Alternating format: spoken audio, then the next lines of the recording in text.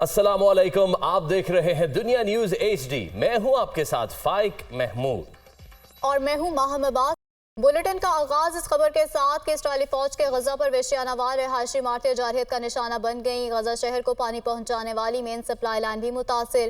غزہ میں 3 روز کے اندر 450 سے زائد مقامات کو ٹارگٹ کیا گیا۔ خان یونس، جبالیہ کیمپ اور النصر ہاسپٹل کے اطرافی شدید بمباری۔ 700 سے زائد فلسطینی شہید ہو گئے جبکہ 700 سے زائد زخمی ہو چکے۔ غزہ میں صورتحال سنگین، خوراک، پانی، ادویات کی شدید قلت۔ غزہ میں اسرائیلی بربریت جاری۔ قطری حکام کا کہنا ہے کہ اسرائیل حماس کے درمیان مزید 5 روزہ جنگ بندی کا معاہدہ قریب تھا کہ نیتن یاہو نے اچانک اعلان کر دیا کہ کوئی معاہدہ نہیں ہوگا۔ ادھر یمن کے حوثیوں نے غزہ میں جنگجو بھیجنے کا اعلان کر دیا ہے۔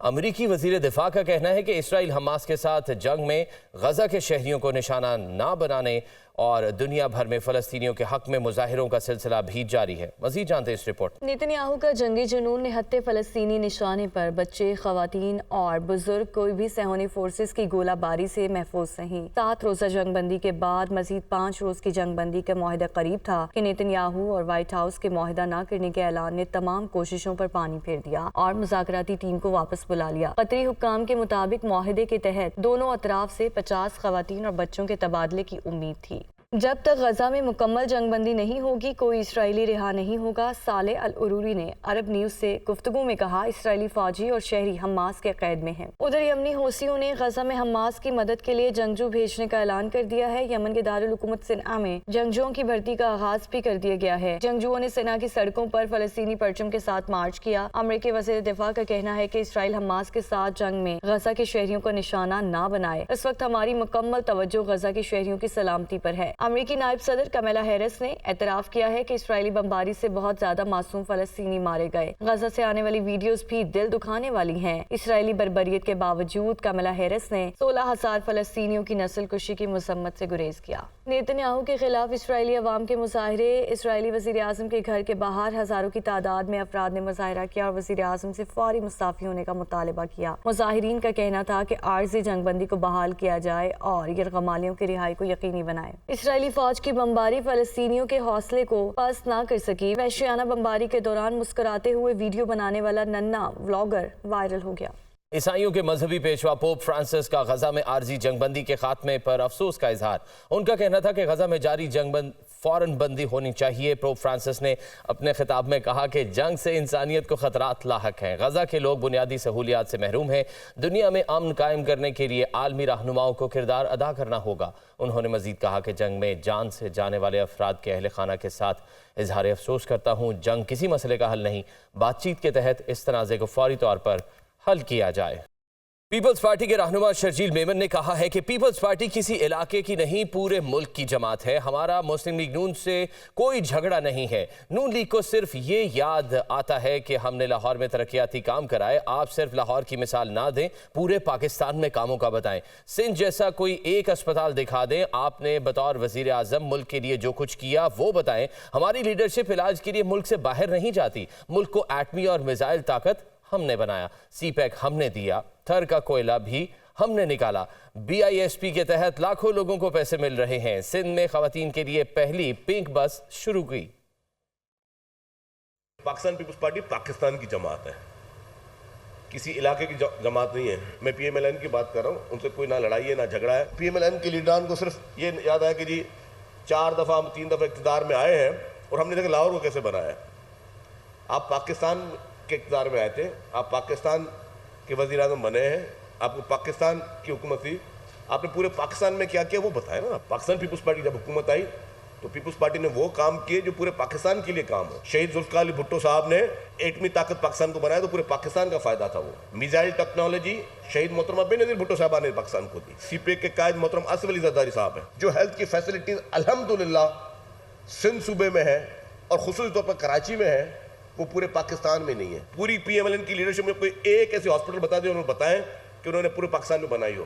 آج بھی علاج کرانے کے لیے ہماری لیڈرشپ ملک سے باہر نہیں جاتی ہے، ہماری لیڈرشپ کے علاج یہاں پاکستان میں ہوتے ہیں۔ پنک بس سروسز پاکستان کی پہلی صرف خواتین کے لیے بس سروس سٹارٹ کی گئی، تو وہ پنک بس سروس شروع کی گئی۔ امیر جماعت اسلامی سراج الحق کا کہنا ہے کہ ملک میں ہر روز بدامنی اور مایوسی میں اضافہ ہو رہا ہے۔ 70 سال سے نظام وہی ہے، صرف چہرے بدلتے ہیں۔ لاہور میں پریس کانفرنس کے دوران انہوں نے مزید کیا کہا، آپ بھی دیکھیے۔ 8 دسمبر سے لے کر 8 فروری تک یہ 63 دن مسلسل جدوجہد کر کے عوام کو اس گھسے پٹے نظام سے نجات دلانے میں انقلابی کردار ادا کریں گے۔ میں پاکستان کے عوام کو بھی خوشخبری سناتا ہوں کہ آنے والا دور انشاءاللہ خوشحالی کا ہے، ترقی کا ہے، عزت کا ہے، پاکستان کے لیے آگے بڑھنے کا ہے، لیکن اس کی چابی آپ کے ہاتھ میں ہے۔ چاہے تو اچھی قیادت کا انتخاب کر کے پاکستان کو بلندیوں تک پہنچائیں، اور چاہے تو اچھی قیادت کا انتخاب کر کے اپنے آئندہ نسلوں کو بھی خوشحال اور محفوظ بنا لے۔ JUIF کے سربراہ مولانا فضل الرحمان کا کہنا ہے کہ ہمیں اختلافات میں نرمی کو فروغ دینا ہے، شدت کو نہیں۔ عوام کے ساتھ ہمارا تعلق سماجی ہونا ہی اچھا ہے۔ اگر اقتدار ملتا ہے تو صاحب اقتدار ہو کر آپ نے ہر شہری کے حق کا تحفظ کرنا ہے۔ ملتان میں تقریب سے خطاب میں انہوں نے کہا کہ اسلام کے خلاف کوئی فتنہ کھڑا ہوتا ہے تو مقابلہ کرنا ہمارے فرائض میں شامل ہے۔ ہم نے اختلافات میں نرمی کو فروغ دینا ہے، شدت کو فروغ نہیں دینا۔ پبلک کے ساتھ ہمارا تعلق سماجی ہونا چاہیے کہ اگر اقتدار ملتا ہے تو صاحب اقتدار ہو کر ملک کے ہر شہری کا جو آپ پر حق ہے، آپ نے ہر شہری کے حق کا تحفظ کرنا ہے۔ وطن عزیز میں یا دنیا میں اسلام اور امت اسلام کے خلاف کوئی فتنہ کھڑا ہوتا ہے تو اس کے مقابلے میں بھی سد سکندری بن جانا یہ جمعیت علماء کے فرائض میں سے ہو جاتا ہے۔ پاکستان کی سفارتی سطح پر بڑی کامیابی، بھارت کو شکست۔ پاکستان یونیسکو کے ممبر ایگزیکٹو بورڈ اور بھارت کو ہرا کر وائس چیئرمین کے طور پر منتخب۔ بھارت نے پاکستان کو عالمی سطح پر تنہا کرنے کی بھرپور کوشش کی۔